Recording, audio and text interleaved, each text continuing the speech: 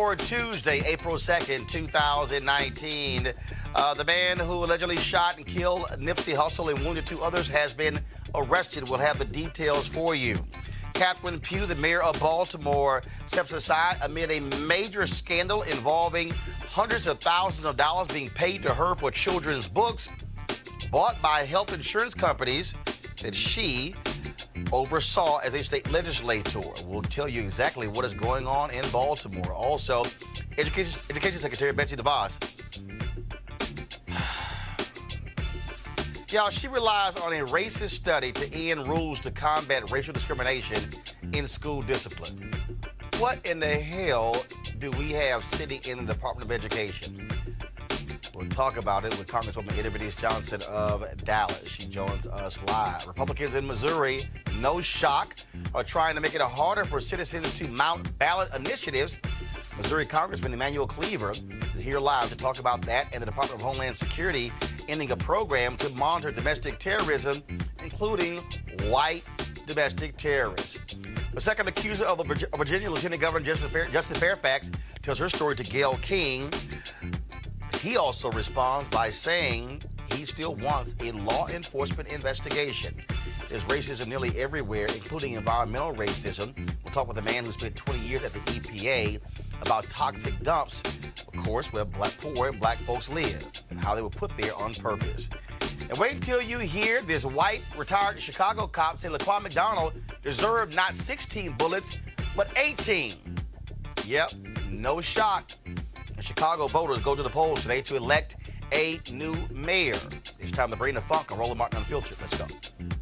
He's got it. Whatever the biz, he's on it. Whatever it is, he's got the scoop, the fact, the find.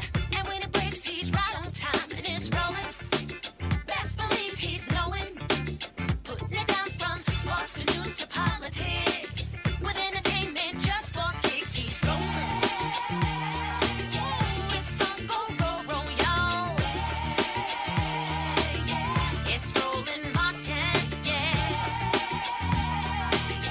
Rolling with Roland now. He's funk, he's fresh, he's real, the best, you know he's Roland Martin now.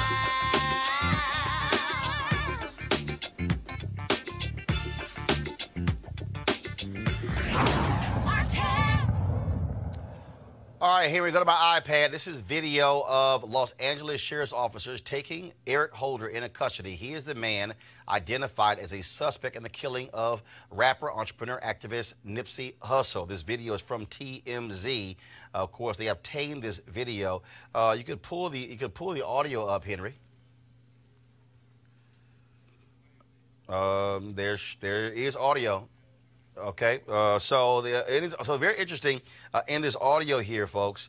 One woman could be heard. Why do they have so many cops taking this guy down? What did he do? They clearly were not aware at this. There was a, of course, citywide manhunt for Eric Holder. Of course, he shot and killed Nipsey Hussle on Sunday outside of his store on Crenshaw. Two other individuals were wounded. Now, again, there also was a woman involved who police say was Holder's getaway driver.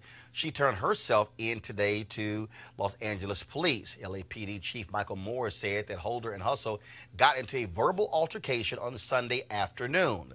Holder walked up on multiple occasions and engaged in conversations with the rapper. He came back armed with a handgun and opened fire. Chief Moore said investigators believe there was some personal matter between the two men.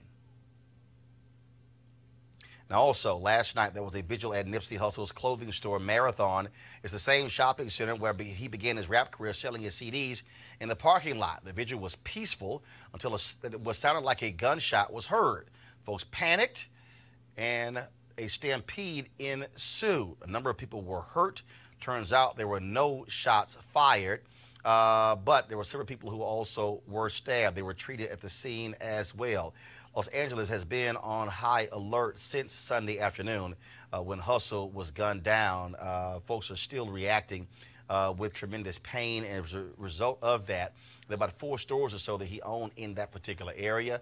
He also, of course, was dating actress Lauren London, where both of them had children as well. And people still, again, are talking about him losing his life in this senseless violence, and how do we confront what's actually happening in black communities, personal disagreements ending in death. I want to bring in my panel right now to talk about this, because it's something that's quite important. Also, I'm going to show you Tamika Mallory and others. They are having a conference call tonight to allow folks to be able to share their thoughts and perspectives on this. Joining us is Malik Abdul, VP, Vice President, Black Conservative Federation, Dr. Niambi Carter, Howard University Department of Political Science, and Dr. Cleo Monago, Socio-Political Analyst and Activist. Cleo, I'll start with you.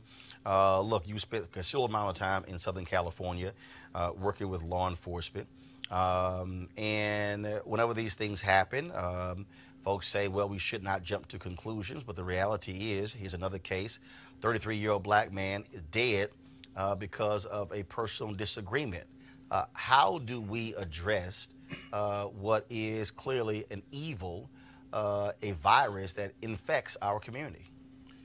Well, one thing I think is important to articulate is that people, unfortunately, in society get murdered every day. People are implying that this is a particularly black phenomenon. No, it's not. People doing revenge killings happen in every community.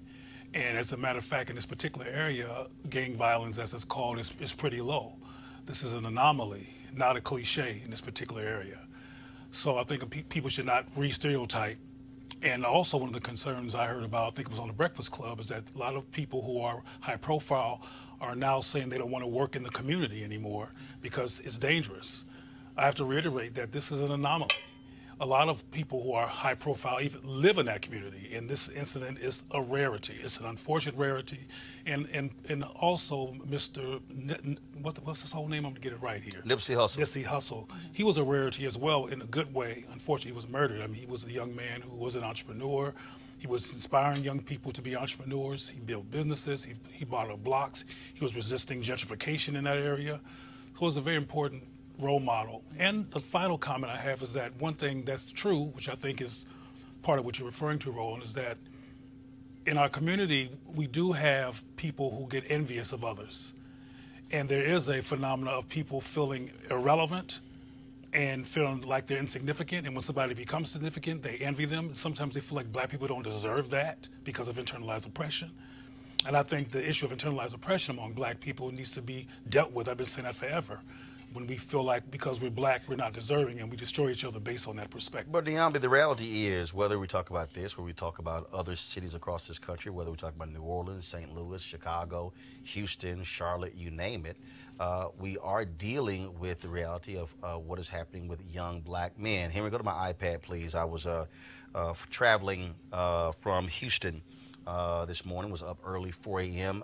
T.I. was tweeting posting on Instagram a number of different things. This was one of the posts he made, self-hate enemy #1. He also posted this here. Black man, you were never meant to be a savage or a thug. That mentality was taught to you by white men who despise your masculinity. You are a god by nature. You are strong and moral by nature. You are kind, respectable, and merciful by nature. You are a product of peace and righteousness. Don't take on the identity of a beast to just deny your identity as a god. Your royalty is in righteousness. And he was crediting Nipsey Hussle on that.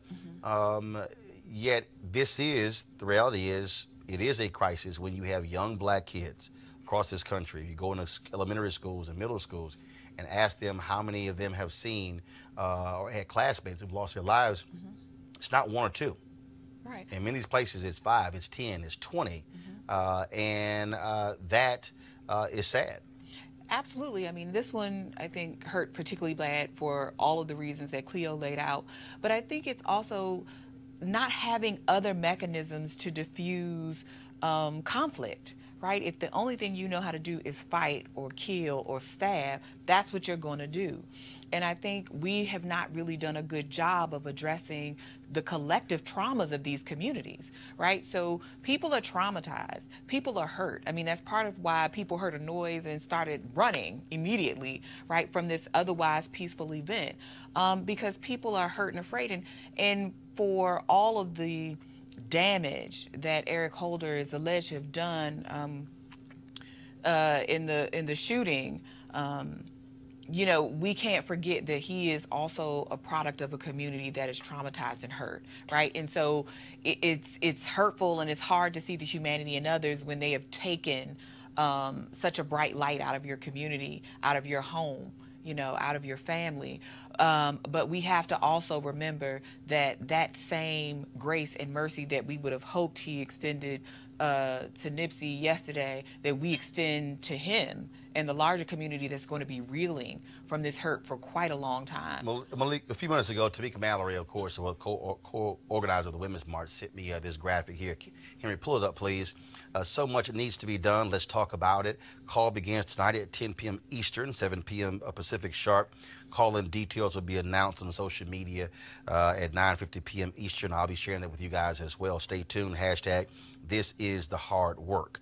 And it's all about, in many ways, this is similar to what we did after the night George Zimmerman was found not guilty. We had about 800 folks who were on a call. Folks just wanted some place to just to vent and share. Next night, we had more than 2,000 folks who were on a call.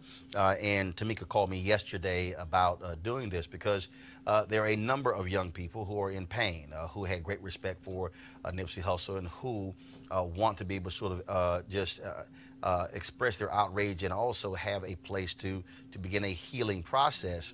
And a number of people, I've had conversations with folks, representatives of Master P, Snoop, and others who have talked about, again, dealing with this reality of violence. Your thoughts? Yeah, you know, this is one of those instances that it hurts. We have a guy, you know, who did seem to be doing a lot in his own community. But to your point, you know, this is something that is all around the country. Unfortunately, in D.C., just the other day, it was, and I don't know if you guys actually heard about it, but there was a group of kids. And when I say kids, I mean I believe younger than 14. 3 of them robbed, and the 10-year-old who was part of that pulled a gun out on the young kid that he robbed. They stole his phone, and the young kid was able to identify him. You know, in that situation like that, I think it's a breakdown. You know, it's easy to say that, oh, well, you know, this is hip-hop. You know, a lot of people with this instance, they've tried to say, well, this is a hip-hop thing. It's not really a hip-hop thing. There's a culture that in a sense endorses this type of behavior. You know, we have kids like these kids. Somebody should have been there. So whoever gave the 10-year-old a gun, who gives a 10-year-old a gun? A gun. And that 10-year-old saw that. That was an example somewhere in his community. He saw that, and he patterned himself after that example. And it's up to people. It's up to people like me. It's up to people like all of us to really step in. You know, don't just live out in the suburbs. You know, come into my community. Come into the community and volunteer. You know, mentor these kids. They need these type of role models. I'm someone who grew up, as they say, in the projects, and growing up, I never saw a guy in a tie. I never saw a man going to work in a tie. Cleo, last point, I want to go to you. When I was in Chicago, several black psychologists talked about the need for intensive conflict resolution, not just in the community centers, but also in elementary schools as well, because there are people who, frankly, I mean, and again, based upon what we know in this case, disagreement between the two, guy feels disrespected, goes to his car, gets a gun, shoots 3 people. And we have to, and we have young men, young African-American men who instantly lash out and will commit a violent act. We had a fight in middle school, just the last week, a 5th grader was killed in a fight because of disagreement, conflict resolution, confronting the reality of PTSD, the trauma, mental illness that has to be dealt with in our schools. One thing that concerns me, Roland, is that you mentioned that right after the Zimmerman incident that there were these calls and people needed to vent. What I think needs to occur is that people need to, as I've said before on this show, give their children a critical analysis of the society so they can recognize these messages that imply that they have low value. Because part of the reason why people act out on each other, I'm talking about black men specifically right now, is because they see each other as having no value. Okay. And you have shows, I know some of these people are associates, but you have shows like Power and these other shows which imply that to be cool is to sell drugs, and there's no such thing on the television, which a lot of people watch, as a show that humanizes and dimensionalizes black people in the context of black life and culture. So part of what people are acting out is, another thing people are acting out is the impact of computer games that are violent. You can watch a computer game and blow somebody's brains clean off, and it's very graphic, and then you go have lunch. So my point is that all of this trauma and murder and mayhem and the lack of attention to black men who are under a lot of stress and trauma in this country because of incarceration, because of the lack of positive affirmation. I mean, one thing I said the other night at a meeting that really offended some people was, it's important to have black girl magic, but if there's no equivalent black male magic, it implies irrelevance again. Black male irrelevance. We have to bring more balance in terms of who we affirm in our community. I want to bring in Congresswoman Ida Johnson. You're the ranking member on the Subcommittee on Research and Science Education, emphasizes STEM education, so you're dealing with education. And so how do we, and again, so folks at home, when you hear ranking member, that means she's the chair. That's what it means. How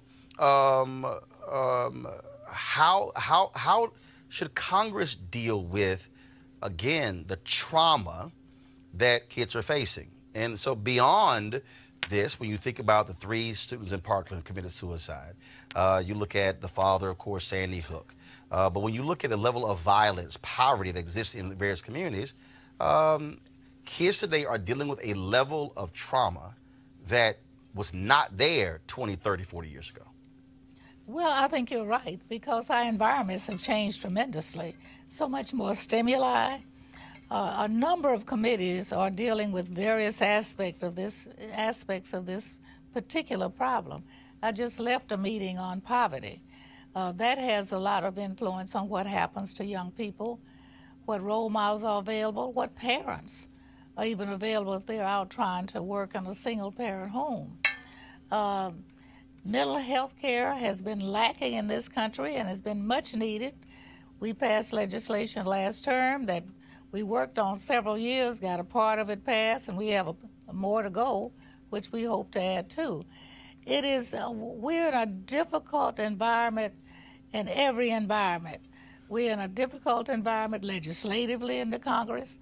We have very divided constituents.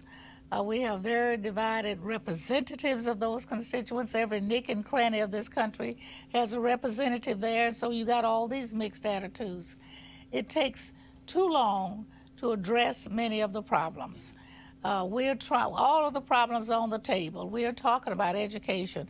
This particular administration has brought in a cabinet that we are trying our best to understand.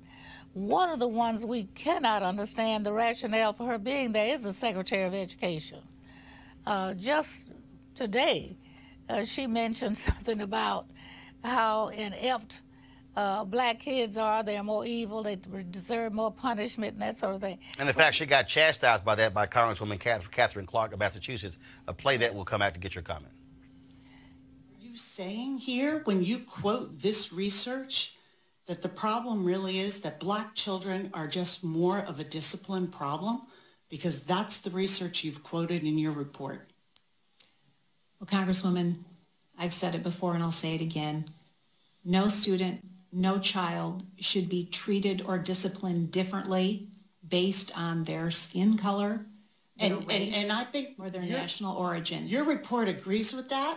They just say that by the very basis of being a black child, you are more likely to be a discipline problem. That's what the study says that you quoted in your report and said, that's why we now think they may not be motivated by race. Black children are just plain old more disruptive in the classroom. How did you come to that conclusion? Children should never, ever be discriminated against. Well, I hope you take those words to heart and repeal your citing of this research. And of course, they want to repeal the Obama-era rules that deal with discipline. But that also goes into Look, I was at my high school, Jack Yates High School, yesterday in Houston, and this goes right into what teachers are dealing with. When you're dealing with young folks, especially young men who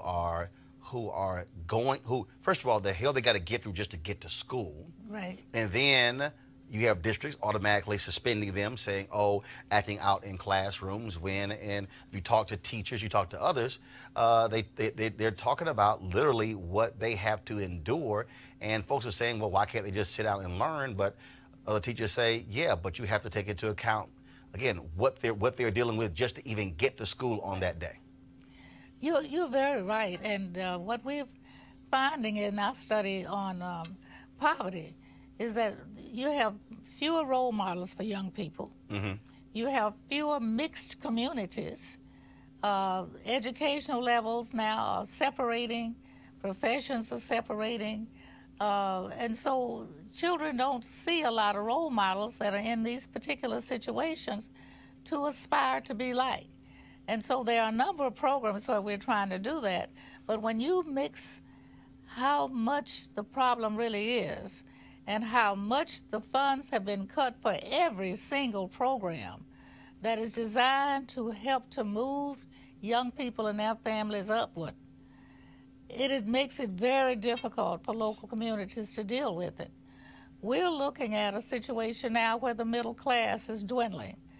Even though we've had huge tax breaks for the rich, and they are more rich than ever before, it didn't move a number of these young people up the scale at all.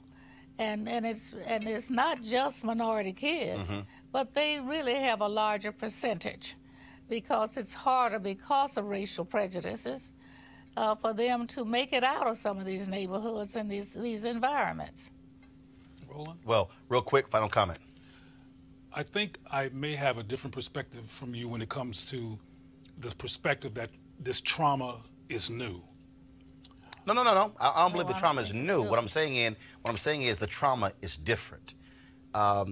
Look, when I think about me going through elementary school, going through middle school, going to high school, when I reflect back, and literally when I was walking the hallways of my high school, I was thinking about when I was sitting in the classroom, how many students died. And I can recall a couple of students who died in a car crash. I can recall a couple of others who may have died some other way. That's 4 over a period of 8-9 years. The 6 years I spent in Chicago, I remember one time we did a story, and literally there were kids who were not even in middle school who had already experienced the deaths of a dozen classmates. And so what I'm saying is that's what's different. The frequency of young folks dying as a result of violence, that's what I think is different today than it was when I was in elementary school, middle school. Could I point to something else that's different also? Congresswoman, then Cleo, go ahead. When I was growing up in our one block, we had a college president, we had a cement mixer, we had a trash collector, we had a teacher, more than one teacher, we had beauticians, and we had a dentist. How much of that do you see in one block now? Right, and that was because, first of all, with segregation, right, no matter how much money you had, you had to live right next to each other. But the reality is, but the now, role models were there. Right, but now, if you have a certain level of resources, you're able to move, and so you have compact areas of poverty. Cleo. Well, Nipsey was a role model. Yes, he was. Nipsey was a undeniable and very visible role model. And I think there's a lot of black communities. I'm from Compton, South Central Los Angeles, the same area. There are role models right there. But when you're so traumatized that you can't see straight, you don't recognize role models because you're dealing with interpersonal disorientation. One thing that I think is true, which is why I had my comment to you, Roland, is that, and you kind of made your point, and Chicago is a special case. Chicago, to this day and for a while, has been particularly violent in terms of its history. I mean, to Chicago, I can go to New Orleans. When I went down with Mitch Landrieu, he kept a binder, and then it became 4 binders, and then 5 binders. And what he would do is it was the murder scenes of young black men who were killed, and he asked the families to give him photos of them in their ordinary life, and he said how it was growing and growing. So it can, again, I could talk about Houston, I could talk about Charlotte, Philadelphia, and so I'm just saying that that our kids today are seeing a level of gun violence and death at such early ages than what was the case when I was in high school. I'll make my point quickly because it's going to take me all day if I keep having. Make it quick. We're dealing with the festering of neglected trauma. Trauma that was already there in these communities, that was never properly engaged, particularly among black males who have been trained to act like a man and put on a man performance, what I call man drag. Or also be hard, which is why Same thing. When you go to these schools and you got young men who take a photo and not smiling, and I always say we're not taking jail photos because they literally have been told you hard. You are hard. Right, but the other part of that narrative is that you have to act hard so people won't see the fact that you're in pain. Got it. You have to perform like you're a man so you won't be seen as you crying because you can't afford as a black man in a society that already devalues you to come off weak. Right. When we try to counter these phenomena, we have to understand what people are going through. Venting is important, but we need to do a methodological discussion and implementation on how to reverse the symptomology. Because it can be reversed. I've seen it reversed in my own work, that black men can go from being reactionary and upset to getting the proper tools to learn how to manage their righteous rage, because the rage is righteous in terms of it having a real justifiable context of where it comes from, but we don't address it. Well, again, I think, the Congresswoman, I do believe that dealing with the realities of trauma in schools is critically important, and then there has to be more resource officers, and not just after shooting like at Parkland, because all of a sudden when that happens, all of a sudden they flood the zone as opposed to what happens every single day. Final comment from you, and then we move on to our next story. Well, we are in the midst of trying to figure out a lot of things, and they've been compounded by the particular administration where we are. I don't think there's a major city in this country that's not dealing with, not just with African-American kids, but immigrant kids and kids who have been here all the time. Got it. We have a lot more diversity, a lot less attention to that diversity, and it's, we're at a beginning, and we've got to do something about it. I think all of us realize that there are certain programs that have been effective, but we've got to do more than that. We've got to address mental health in this country. Got it. All right, Congresswoman Meredith Johnson, I appreciate it. Thanks a lot. Thank you. All right, folks, let's talk about what's happening in Baltimore, where Baltimore Mayor Catherine Pugh is in some serious trouble. She is citing health reasons, saying she faces pneumonia. But while that's the case, she faces a criminal investigation into hundreds of thousands of dollars of sales of her children's book series, Healthy Holly, to the University of Maryland Medical System and the healthcare company Kaiser Permanente. The Baltimore Sun newspaper broke the story of $500,000 in book sales in no-bid contracts to the University of Maryland Medical System over a 5-year period while Pugh was on the board of directors. This also was taking place when she was in the state legislature. She has since resigned from the board. Yesterday, the Baltimore Sun reported that Kaiser Permanente had paid Pugh more than $100,000 to purchase books from 2015 to 2018. Now, Pugh controls a city agency that awarded Kaiser a $48 million contract with the city. After that was revealed, Maryland Governor Larry Hogan asked for a criminal investigation into the book deals. The Baltimore Sun reported today that Pugh pocketed another $90,000 in book sales through a charity to others with city contracts. At first, Pugh defended the purchases, but now says the sales to the University of Maryland Medical System were a mistake, and she returned the $100,000. Now, the other issue is that when they began the investigation, in several of these places, they could not find any copies of the books at all. Pugh is going to be temporarily replaced by Bernard C. Jack Young, who is the current city council president. He has already said he is not going to run for the mayoral seat in 2020. But it certainly is a significant problem in Baltimore for the mayor. I've talked to folks there. She is having some serious health issues as a result of having pneumonia. But certainly this investigation does not make it any easier, and so we'll be following this story to see what happens next. All right, folks, going to go to a break. We'll be back on Roland Martin Unfiltered. Hey fam, want to check out Roland Martin Unfiltered, the blackest show on all of digital, cable, and broadcast. Check out our audio podcast. There's only one daily digital show out here that keeps it black and keep it real. It's Roland Martin Unfiltered. Press play. All right, folks, big day in Chicago where one black female mayor apparently on her way out. First of all, there's going to be a black female mayor for the first time in history in Chicago. Of course, Harold Washington was first elected in 1983. Eugene Sawyer became the mayor after his death. But we now going to have today, supposed to go to the polls, they'll be closing fairly soon. Lori Lightfoot, former federal prosecutor, as well as she'll be facing Cook County Board President Tony Preckwinkle. They're the two finalists. They emerge from a huge group of candidates in the general election. Preckwinkle, she is called the more establishment candidate. Lightfoot is much more of the insurgent. Preckwinkle has the support of the public employees unions who have spent millions of dollars boosting her campaign with boots on the ground. Now, Lightfoot is a successful corporate lawyer who worked in the administration of current Mayor Rahm Emanuel. She's a strong critic of the Chicago Police Department, and both present themselves as progressives.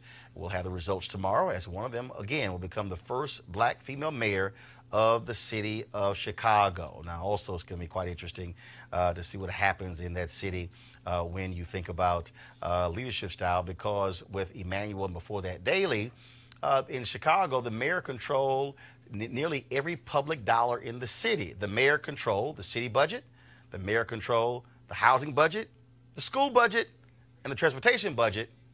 Let's see if they change the rules when somebody black becomes mayor.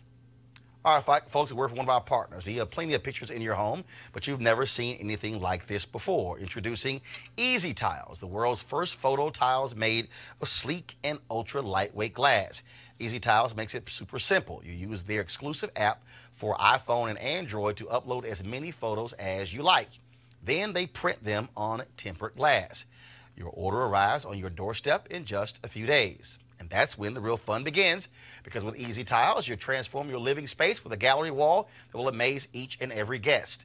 Easy Tiles are even simple to hang, no hammer and no nails. Cleo could even do this.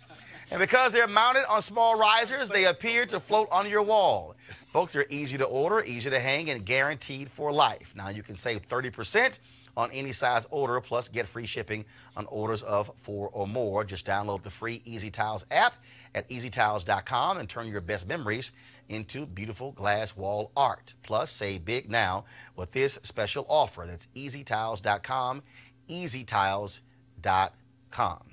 All right, folks. Malik is really going to be excited right now. We keep telling you about how Republicans want to screw as many Americans out of their right to vote as possible, using every type of means at their disposal. In Wisconsin and North Carolina, Republicans dominate the legislature there. They pass all kinds of laws to not only hamstring incoming Democratic governors, but to also, again, put on onerous voter restrictions. In Utah, voters voted to expand Medicaid, and the state legislature said, y'all know what the hell y'all doing. We're going to overrule you. In Florida, voters overwhelmingly passed an amendment to the state constitution to allow the formerly incarcerated to vote. Now the Republicans in the legislature, they want to try to keep them from voting by saying you must pay all of your fines. In Michigan, the voters there actually passed a bill to redraw congressional lines. Republicans there said, we know how to do it better, and they're fighting that initiative. Now let's get to Missouri. Last year, folks in that state voted overwhelmingly for ballot measures legalizing medical marijuana and hiking the minimum wage and revamping how districts are drawn, all over the objections of Republicans in the legislature. The state's chief elections officer, Republican Secretary of State Jay Ashcroft, believes the entire process has simply gotten out of hand. As he put it, we're not a democracy, we're a republic. So he and Malik's buddies in the legislature want to limit ballot initiatives in Missouri, the show me state. Joining us now is Congressman Emanuel Cleaver of Kansas City, also former mayor of that city. Congressman, this is Why are they afraid of the people? If the people want to pass a ballot measure, and last I checked, I thought Republicans loved ballot measures when it was affirmative action in California and in Michigan and other states led by Ward Connolly. Now they're saying, y'all don't know what y'all doing. Well, I think this flipped over in the two terms of President Obama. Many of the legislatures around the country, state legislatures, flipped over, and we woke up when we had Hillary Clinton on the ballot to find out that just right after that election, right after that, we found out that all these legislatures. 2010, 16 yes. Flip. Republicans had 31 governor's mansions. And that's when they began to exert themselves. And I think it started with this Alex, where all of these companies give money. Yep. And folk come together and they plan a strategy for state or nationwide moves by the political party called Republicans. And so what they've done in Missouri, we passed minimum wage, and they don't want to pay. It was $15 is what we passed. And they come back to try to remove not only that, but the whole process of citizen initiatives. You know, and they're making it infinitely more difficult to do that. They're trying to drown democracy. They're trying to reduce democracy, all under the name of democracy. And it's happening everywhere. I think we have about 33 states where legislatures have introduced measures that would in some way dampen the petition initiatives initiated by the people. And, you know, now there is an antidote, and it is for us to do what the people in California did. When they began to pass their initiatives, they made it a requirement that in order for the legislature to overturn it, they had to have a supermajority of the California General Assembly. And in other places, they're saying that the voters have to approve any legislative attempt to overturn the people. But unfortunately, in Missouri, we didn't have anything in place. So we're going to become victims, and it's going to happen over and over again until we take back some of these legislative seats. Malik, why are y'all scared of the people? Why are y'all scared of the people voting on ballot initiatives in red states? Well, I don't know that people are afraid of that. Okay, Malik, would you like for me to repeat? I don't know. Would you like for me to repeat, in Utah, a red state where the voters voted overwhelmingly for Medicaid expansion, the Republicans said, oh, y'all don't know what y'all doing, so we're going to ignore you. Let's talk about what happened in, I think it was North Dakota? No, it was in Montana. North Dakota. Where the voters passed a rigorous ethics law. Republicans said, you know what? We're just going to ignore what in the hell y'all had to do. Same thing. Michigan is actually a pretty red state once you get outside of the large cities. And they said, oh, y'all had this ballot initiative to create a commission to draw districts. We really don't care what y'all think. And then, of course, in Florida, Amendment 4. They want to change that. Those are all red states. Well, I don't think it has anything to do with necessarily being afraid. As I said before, I think this is something that is purely political. Right. Politically afraid. But I've mentioned that this has happened in D.C. as well, where the city council overturned. You mean being afraid? Well, you can say that. Well, hell, first of all, D.C. not even a state. But that statehood, that's a whole other issue. But this studio is in D.C., so we can't discount D.C. No, I'm not discounting D.C. Well, I'm just saying, so you can't just say. But what I'm trying to understand, okay, it happened here in D.C. My point is okay, that's like yes, 1 out of 12. Well, if but go ahead. Hard enough, I'm sure we could find something else. No, actually, you can't find that hard. But what I will say is that yes, this is politically motivated, as well as the politically motivated effort that's out there now to ban the Electoral College. You know, this is something. Hold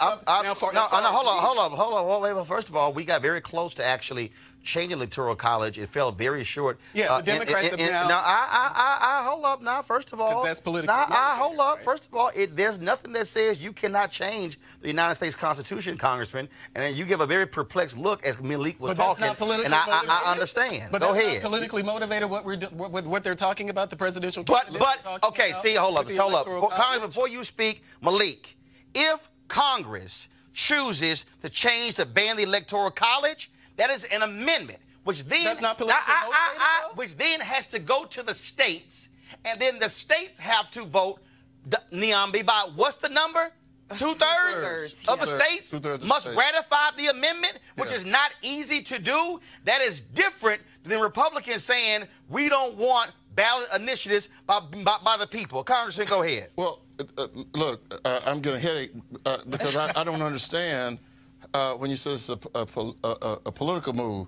Look, the word is discriminatory or exclusionary instead of political. They're trying to keep a certain portion of the population out of the ballot box. They don't want them in there voting. And they've gone to great lengths all over this country trying to keep people from, whether it's, voter ID, whatever it is, let's stop them from voting. And if this is a true democracy, I mean, we just had an initiative overturned which would allow people to register on election day. Same day. I mean, they stopped, and they're stopping in some places souls to the polls because too many black people were voting after church services. So I don't understand that. Niambi, please, go ahead. But I think a lot of what Congressman Cleaver and others are talking about is how much of our government runs by just, this is pro forma, right? This is just what we do by custom. None of this has to stay this way. So because there were not extra protections placed on the legislature for the people of Missouri to protect their direct ballot initiatives, now you can have the legislature saying, let's revise these processes. Let's make people pay. And let's be clear that until you had the 1965 Voting Rights Act, you did not have black folks in huge numbers voting. So frankly, for a majority, more than a majority of the country, of this country, black folks could not able to exercise their power. And Republicans actually right now are pissed off that you have black folks and Latinos and other folks who are exercising their power and are using the ballot initiative. And for all of these years, Republicans and conservatives use the ballot initiative in order to change all sorts of things across the country. And now that progressives have woken up and went, damn, we could use the same thing y'all did. Now they want to change the rules to keep the voters, the public, the very people who pay their salaries to keep them from participating in the process. And I think direct ballot initiatives are one of those things that Republicans love for a very long time. Oh, a long time. For a really long time. And like you said, long time. People not thinking about this as a mechanism to get more of what you want. And now that we've moved, especially for black communities and others, from the federal government to the states and local governments, for these kinds of changes, now you have renewed interest in pulling back. Why they are afraid of the ballot initiatives? Because if you put medical marijuana on the ballot, it's going to drive out young voters and progressives. And so what Republicans don't want is ballot initiatives that's going to drive up turnout. That's what they're doing. Cleo, then the congressman. Well, Malik seemed to be apprehensive to the term scared and fearful, even though I think it's an appropriate term. But in your part of the world, isn't Wesley Bell there, and he's the new prosecuting attorney? He's in St. Louis, St. Louis County. St. Louis. Well, he has fulfilled the fears of white supremacists. He got his position, and he got rid of all the white supremacists who let Darren Wilson off. That's the kind of stuff they're afraid of. That's why I brought it up, because he was their worst nightmare, and he actually executed what I think a lot of them fear. He got rid of the white regime, the racist regime that was destroying black folks and allowing their cops to kill black people. And as soon as he got in the position, he got rid of them, and he used his power. Congressman. And I think that's what they're afraid of. Right, they're afraid of turnout. And they're afraid of this. 1.4 million former felons in Florida can now vote. This is what they're afraid of. This, if you can answer this question, it solves everything. Why would someone want to stop souls to the polls? Yes, sir. If you can answer that, I think it works everything out. Well, it's That's what I thought. Well, I mean, it's not. I mean, you're saying that's what you thought. I don't know if you've watched the show before, but I've actually been very outspoken as far as any voter suppression efforts, disagreeing with it. So I don't know what it is. Sorry, that but he felt like you had an answer. But I'm saying, but there is an answer. Exactly. There is an answer. The assumption is because you're on the inside of these nuts. I'm not on the inside of any nuts anymore than you're inside of any nuts with Democrats. Let me be less offensive and say because you're in the Republican Party. Okay, I know I took that back. I apologize for saying it out loud. But the point I'm trying to make is that because you're inside of the Republican Party, the assumption that you're the Republicanologist here and that you can break down why these people be tripping. Well, you've never got the answer to that question. A number of times that I've been on the show, we've never come to a conclusion other than the fact that this is something that Republicans shouldn't be doing. Man, we know why they're doing it, though. But my point is when I was talking about this effort to ban the Electoral College, that is politically motivated. And that's also something I don't agree with. And also, as Roland said, white folks are fearful of losing power. Well, I don't think as their numbers shrink and everybody else grows, they don't want to be voted out of existence. I don't think that the people who are pushing this ban the Electoral College I don't think that they're white or they're trying to do white supremacy or whatever it is. Hold on, please. No. Actually, getting rid of the Electoral College is confronting white supremacy. Well, no, how is that, Roland? Because the Electoral College was actually a slavery compromise. That was all. The Electoral College is built on white supremacy. Well, how is it that, so it's the same Electoral College that elected Barack Obama and the popular vote as well. The idea, this is all coming. Hold up. One black man out of 45. No. First of all, black folks are not sitting here sweating that because Obama also won the popular vote. Yeah, he did. The reality No, you're wrong. You're wrong. The reality is, no. Let me correct you. Let me correct you. Because of Hillary Clinton. No, the discussion also took place prior to 2016, in 2000, when Al Gore won the popular vote, and then but the Supreme Court decided for George W. Bush. The reality is we've had in America 3 different times where this has happened, and we saw exactly what happened. In each case, you had this split. The bottom line is this here. Now you have people who are saying, wait a minute, why do we have an archaic system of using the Electoral College? Why can't it be popular vote? That's not a Democrat or Republican thing. Yeah. That's a people thing. No, I think it's totally political. And let me say it again. Political. The Electoral College was a slavery compromise. Built on the back of white supremacy. Niambi, you are a political science professor at Howard University. Yes. Well, so it can be a both-and proposition. It can be politically motivated and problematic at the same time. And I think when you hear about the way the framers talked about the Electoral College, it was for illiberal means, right? That we don't trust the American public to make a decision, and it overrepresents certain states. Right? And it was because rich white landowners did not want the people voting and determining leadership. They wanted to maintain who was in power. That was a slavery compromise. I got to ask the congressman this before he goes. Daily Beast is reporting that the Department of Homeland Security is disbanding a group of analysts who focus on domestic terrorism, of course, also white domestic terrorists. Now, of course, you also sit on a committee that deals with this. Just got to get your thoughts on this. I mean, you have all these cases. We have seen a tremendous spike since Trump got elected of white domestic terrorists. Case after case, more white domestic terrorists have been killing Americans than Muslims have been killing America. But the Trump administration is like, we can get rid of this. Well, what it is just like the Trump administration will not allow the CDC to report on gun violence or to study gun violence. The same thing is here. They don't want the federal government involved in pointing fingers at the white supremacy groups that are increasing. And that's not coming from me. It's not coming from the CBC. It's coming from third parties who are out keeping up with this every day. And every social scientist in the nation is talking about the surge in white supremacy groups. Not just in the United States. It has now spread all into Europe. It's exploding. And I think it's one of the most dangerous things going on. And we're going to have this. We just had the secretary in front of our committee, chaired by Benny Thompson, who takes no prisoners. I think she's going to come back. She's going to have to explain this, as Ben Carson has to explain why he's dismantling some of the agencies that study fair housing. All right, Congressman Emmanuel Cleaver, I was glad to have you here. Good to be with you. Good alpha, man. I appreciate it. Thanks a bunch. All right, folks. Today on the CBS Morning Show, Gayle King had an interview for the second day with an accuser of Virginia Lieutenant Governor Justin Fairfax. This time, Meredith Watson, who says that Justin Fairfax raped her when they were students at Duke University. Here is a part of that interview. I was not worried at all. I completely trusted him. We were hanging out, and everything was normal. And at one point, he left the room, and when he came back in the room, he sort of stood blocking the door. It was sort of imposing the way he walked in the room, and he shut the door, and it was sort of like simultaneous. I heard the door click and the light went off. Click like locking the door. Mm-hmm. And you think what? Oh no, what's about to happen? Mm-hmm. You became concerned? Mm-hmm.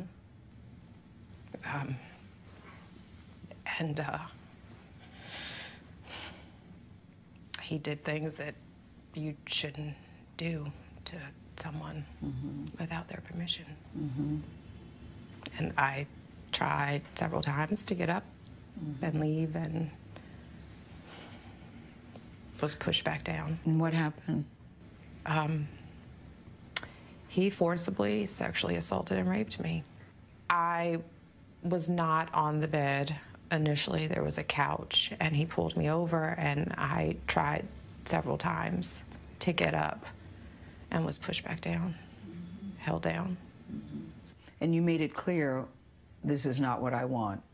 It was very clear.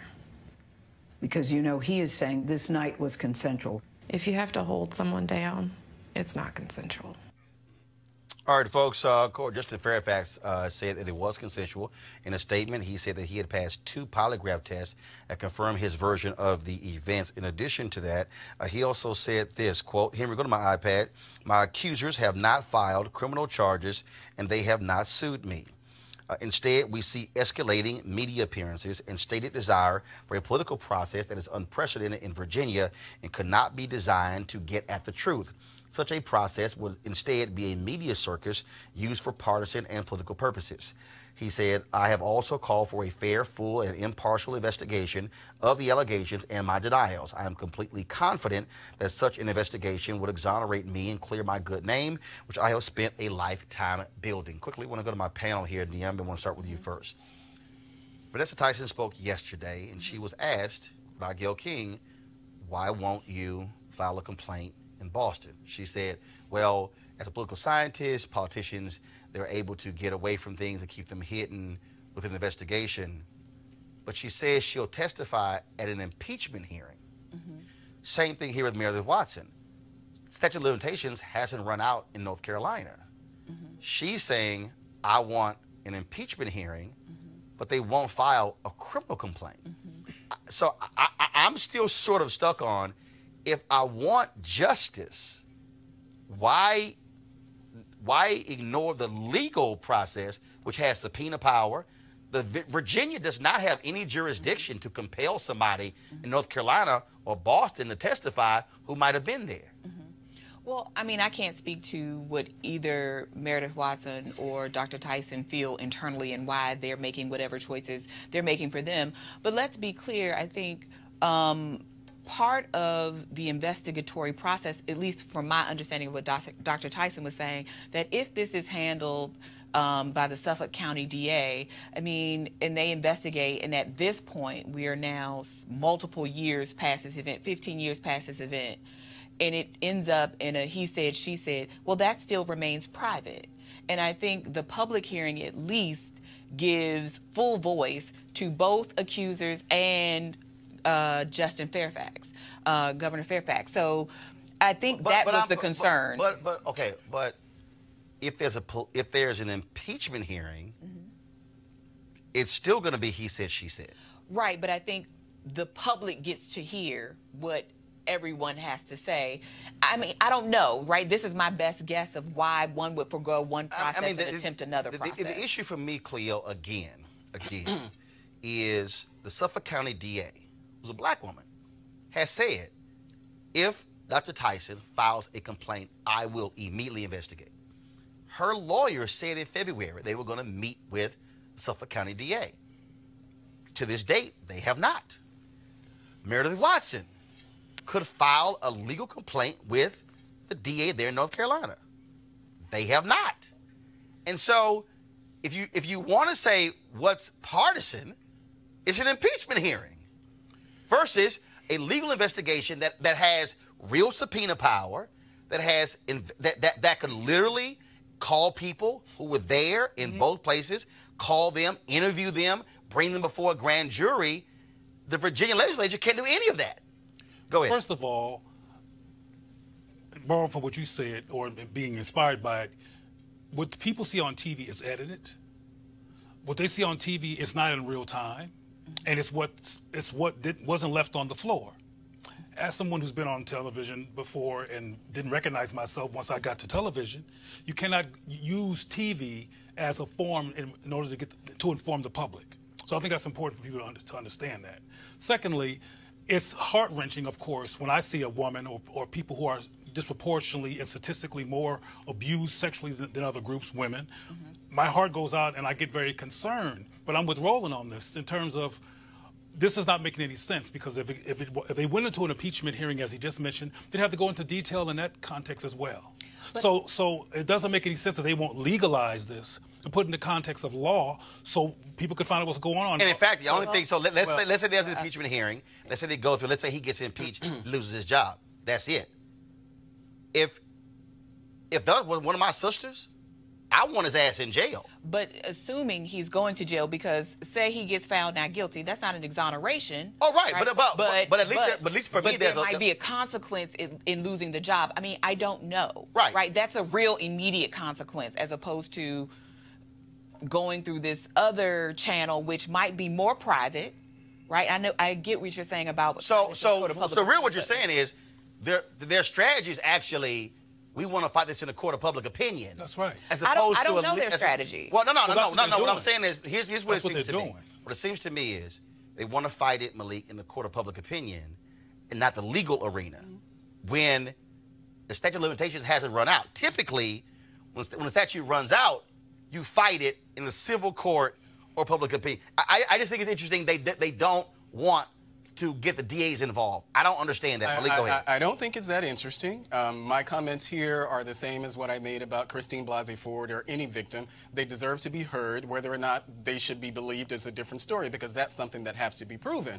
But what concerns me and what we're talking about in the Fairfax's accusers is that the tone of the discussion is very different than what it was with Christine Blasey Ford, because the Montgomery County Police actually said, they announced that if she filed charges against him in Montgomery County, that they would, pursue that. She didn't do it. What did she ask to do? She first sent a letter to her congressman, then went to the senator. Got it. First of all, but I'm saying, hold on. But let's stay on this. But let's also remember, a lieutenant governor in Virginia and a Supreme Court nominee there for life. I get it. We're talking about victims and things like that. I got it. That's different at all. But the questions that are being asked of these, I would say, black women, aren't the questions that were asked of Christine Blasey Ford. I don't know if Maxine Waters is going to go and give a letter of we thinking about you to any of Fairfax's accusers like she did Christine Blasey Ford. That has nothing to do with this case here. But the reality is that she chose to do. As you know, we're talking about doing something publicly. That's exactly what they're doing here. But the questions weren't asked about her. But can you stay on this story? But we can't. I mean, can you stay on this story? But what we're doing? No, we're discussing this story. Sure. We're not discussing Kavanaugh and Blasey Ford. But you've just created another standard. No, actually, I didn't. We're having a different discussion. No. First of all, don't use we. Okay, take that bullshit to mainstream media. That was not the conversation we had on this show. Okay, and this whole issue. Well, the conversation that we had on this show is that Kavanaugh was guilty. No. Said that she was guilty. That's what some guests said, that he was guilty. I didn't render a decision as to whether or not he was guilty or not. I still don't think his trifling ass should be on the Supreme Court, because first of all, they screwed Obama and Merrick Garland with the Gorsuch seat. That's another conversation. Go with your final comment before I go to a break. So I think there's a way in which we are sort of fetishizing this legal process as a way of vindicating either Justin Fairfax or the victims.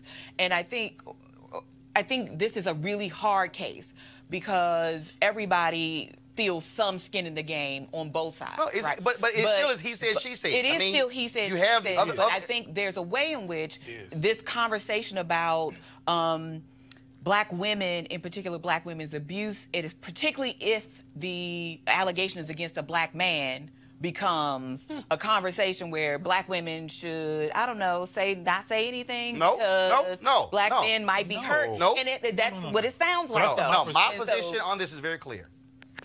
Again, if that was my sister, if that was my aunt, if that was my niece, and that was my cousin, I'm not waiting, because first remember, here's also the difference. They have to wait for the legislature to decide on their own. For sure. We're going to have an impeachment hearing. One Republican came out and said we're going to have it, then he pulled it back. Yeah. For sure. There's nothing that indicates they're actually going to move forward. But if I file a legal complaint, boom, investigation starts. And what I'm saying is, what I don't understand is why you can't do both. I'm trying to understand why they refuse to file a legal complaint. It's very simple. You can file a legal complaint and still say, I'll testify in an impeachment hearing. I just find it. They still file the complaint, though. They haven't refused. They just haven't done it yet. Okay, but So I think if you say publicly in February we're going to meet with the Suffolk County DA, and we're in April, and there's been no meeting, and then they still have time. I think they it's still unfair. have time. But I'm just saying it's unfair They to still have time. assume there's some kind of bias regarding one or the other. It's because we believe that they should go to the law and have an investigation. I don't have no bias against the women or the man in this instance. I want there to be some kind of balance phenomena or interface that occurs where we can find out what's really going on in public. The public sphere is not the right place. But no. Hold on, stop. We ain't talking about Kavanaugh. Well, we have to talk. No, we don't have to talk about Kavanaugh. Yes, we are we talking do. about Fairfax, It's the Tyson, same- and Watson. it's the same No, it's situation. not. We How are you right gonna say here. it's not the same situation? Because it's not. She was Because the believed. story is She was Fairfax. believed The because it story fit is everybody's Fairfax, political narrative. Watson, and Tyson. That's the story. Who's doing the same thing that Christine Blasey Ford Well, did? guess what? And she was supported by everyone. You can talk to. Well, She first was of all, supported by she was everyone. supported by everyone, but you can talk to yourself about Blasey Ford. I'm Right, going to a break. because- Back on Roland Martin Unfiltered in a moment.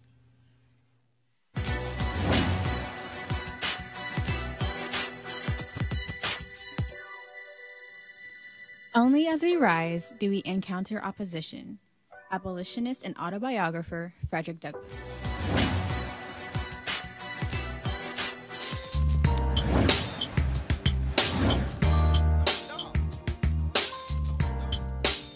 All right, y'all, calling all HBCU alumni, students, and leaders. Enter the Ford Motor Company HBCU Mobility Challenge and win $25,000 for your school. Building on the long-term support of HBCUs, Ford is looking to improve mobility in HBCU communities through innovative solutions. The winning program will receive a grant of $25,000 to implement their proposal. Now, the deadline has been extended to April 15, 2019. Let me help y'all out, okay? I don't understand all you HBCU people, okay? A handful of universities have tried to get 25 grand. Y'all, here's the website, fgb.life, to apply. It don't cost you no money to apply. You could get 25 grand for your HBCU. Go to the damn website. It's free money. Go to fgb.life for more info and to apply. You can get 25 grand for your HBCU. Go to the site. Ford goes further in our community. We thank them for being a part of Roland Unfiltered. I'm just saying, okay? We talk about supporting HBCUs. They trying to give 25 grand. I'm just saying, y'all should apply. fgb.life. All right, y'all. Across the country, black and poor communities face dangerous levels of pollution, toxic air, and water. In Flint, the water crisis is only one example. An estimated 70% of the country's contaminated waste sites are located near low-income housing, and the EPA estimates that 1.5 million people of color live in areas vulnerable to contamination. We're talking about what needs to be done about environmental racism with Mustafa Santiago Ali, former senior advisor for environmental justice at the Environmental Protection Agency. First and foremost, we've seen this conversation around the Green New Deal, and Republicans want to act as if it's no big deal, that, you know what, hey, I don't really see what the problem is, but this is a significant issue if you're poor, because, trust me, in communities with credit score of 700 or above, you're not seeing environmental dumps. That's right. Yeah. I mean, your zip code determines how long you will live, what types of diseases that you'll probably have to deal with. In our country, 200,000 people die each year prematurely from air pollution. We got 25 million folks who have asthma, 7 million kids, and disproportionate is African American and Latino children who are the ones who are losing their lives. The NAACP had a report that came out called Cold Blooded that shared that 68% of our folks live within 30 miles of a coal-fired power plant.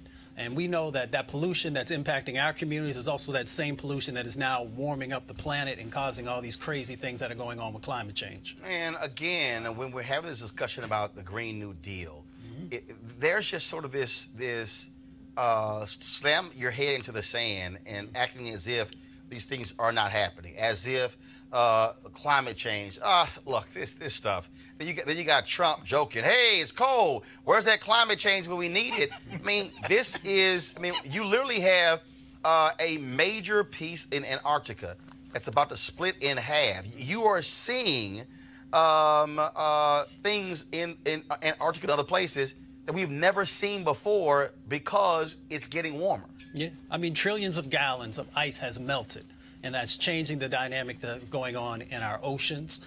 And we have some just incredible different dynamics that are going on with the floods that are happening. You know, before you used to see 50-year floods, 100-year floods. Now you're seeing 500-year floods. And what folks don't realize is that it is our communities of color, low-income communities, and indigenous populations who are being hit first and worse because of these types of things. But how do we also get our folks to focus on this issue? Because, look, if you had to do a list of the top 5, top 10, environmental racism is not going to be on that list. And this impacts health. Yep. You could talk about police brutality, you could talk about education, you could talk about all those things, but what's in your air, what's in your water, frankly, can impact whether you can actually read or write. It impacts your learning, impacts your health, impacts your viability in terms of your length of life. Yeah. I mean, you raise an interesting point. So, you know, folks were talking earlier about Nipsey and being shot. More folks are dying because of air pollution who are dying from gun violence. Gun violence is super important. We should be focused on it. More folks are dying every year from air pollution who are dying in the wars that are happening around our planet. So your question is, how do we get our folks more engaged in these issues? One, I would say that the environmental justice movement has been going on now for over 30 years. So there are all kinds of folks of color who are focusing on these issues. Now, we can have a conversation about the resources that need to go to those organizations to help them to better be able to spread the message in a way that resonates with their communities. When I was with the Hip Hop Caucus, one of the things that was important there was how we utilize culture to make sure that it was connecting with the impacts that are happening, but also the opportunities and how we change the dynamics that are happening inside of our communities. So we work with all kinds of artists and entertainers who are using their platforms to be able to share. So, you know, when we were both recently in LA at the Image Awards, Beyonce was there. So when the hurricanes came through Houston and Beyonce began to talk about the impacts that were happening inside of communities, folks began to get on their phones and check out the dynamics that were happening in that space. When you have folks like Antonique Smith, who took one of Marvin Gaye's songs before and remade it and began to share with people how prophetic he was, but also her own vision on these issues, it changes the game because our people see folks who look like them, who come from their communities, who they can connect with, and they begin to have a better understanding. You know, people talk about Flint, but we were talking about Baltimore a little while ago and Freddie Gray and him being impacted by lead. So when people begin to see themselves reflected in these conversations, when they see themselves reflected in the organizations who are working on these issues, that's how we begin to change this narrative. And I would just sort of touch on one of the things that you shared with us. There's recent polling now that shows that healthcare issues, yes, number one, but climate is also becoming one of those top issues that people are looking at. And I hope that people will understand that the drivers in climate change are coming from our most vulnerable communities. When you look at those fossil fuel facilities, they are located inside of our communities. When you look at the transportation routes that people have used over the years to separate our communities, to take wealth out of our communities and move it into others, the emissions that are happening in that space are the ones that are driving up climate change. When you look where the fossil fuel pipelines are, they're running through our communities. You can look just down the street in Buckingham County in Virginia, founded by freed slaves, and Governor Northam was not getting engaged in that process to actually stop this community from having a natural gas compressor. So when people see themselves and they see that people are pushing back, but people are also thinking critically about how to make change happen, I think that's when we start to win this dynamic. Somebody who's watching for social media, they want to know Where should they go to get more information? What groups could they join, could align with? Who would you recommend? Oh, there's a ton of groups. I would say to Google the environmental justice organizations that are out there. Are a number of networks that are across the country. You have WEAC, you have Uprose, who are both in New York. You have the folks in California with the California Environmental Justice Alliance who are out there. Or you can go to the Hip Hop Caucus, who's also doing work, or you can go to the National Wildlife Federation. There are a number of organizations that are now focused on these issues. All right, Mustafa, we surely appreciate it. Thank you so very much. All right, folks, last story here. That is the, remember the video that we showed you out of Dallas, where the white supremacists viciously beat a black woman. Folks, y'all have the video. Go ahead and play it. This was captured here. At one point, he pulls his gun out on her. He was initially charged with misdemeanor, but because of the public outcry, folks demanded he get charged again, and so he did so. But it was interesting when he went to court. He shaved his face, looked totally different. Yes, Malik, yeah, he punched his sister and beat the hell out of her. Yet when he was released from jail, he went out of a side door because there was a group of brothers who were waiting on his ass outside. Good. And he did not want to have to face them after what he did to her. Now, here's what's also interesting in this case. Now, his name is Austin Sheffield. Okay, he now faces felony charges of aggravated assault with a deadly weapon and unlawfully carrying a weapon. Now, though, Dallas police might charge her for felony criminal mischief because she broke his window after he beat the hell out of her. Hey, Dallas, I'm just letting y'all know, if y'all think y'all saw black folks at a previous protest, charge this sister. Charge her for criminal mischief for breaking a window and see who shows up at Dallas PD. It's a black chief there. I would advise y'all not to go down this path. Would not be wise. I want to thank our panel for a conversation today. Thank you so very much. Folks, don't forget you can support Roland Martin Unfiltered by going to RolandMartinUnfiltered.com. Joining our Bring the Funk fan club. Every dollar you give goes to support this show, and we'll certainly keep on top of all the news of the day and bringing you the perspective that nobody else will. So again, RolandMartinUnfiltered.com. And you can, of course, contribute via Cash App, PayPal, or even Square. All right, folks, y'all have an absolutely great day. I got to go. Holla!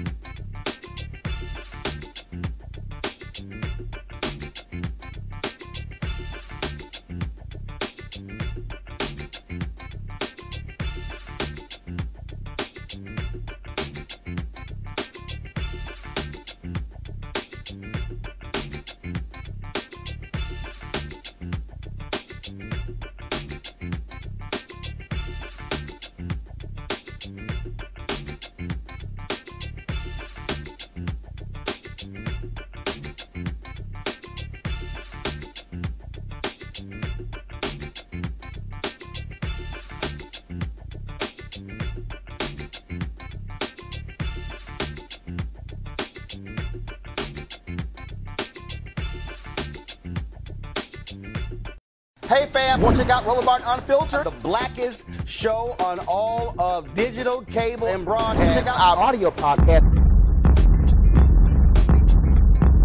There's only one daily digital show out here that keeps it black and keep it real. It's Roland Martin Unfiltered. Press play.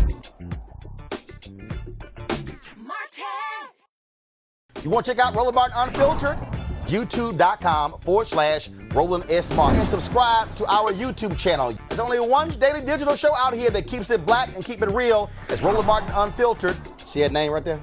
Roland Martin Unfiltered. Like, share, and subscribe to our YouTube channel. That's youtube.com/Roland S. Martin. And don't forget to turn on your notifications so when we go live, you'll know it.